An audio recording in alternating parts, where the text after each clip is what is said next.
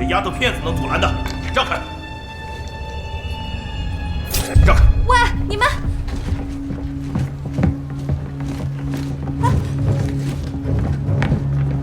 有血迹。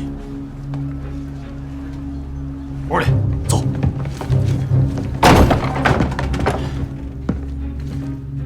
二位军爷，这是做什么？门口的血迹是怎么回事？啊，刚刚不小心晃了神，撞碎了花瓶，弄伤了手罢了。姑娘可曾看到过一个30岁左右、腿部有伤的男子啊？男子见了不少，可这腿上有伤的，倒真是没见过。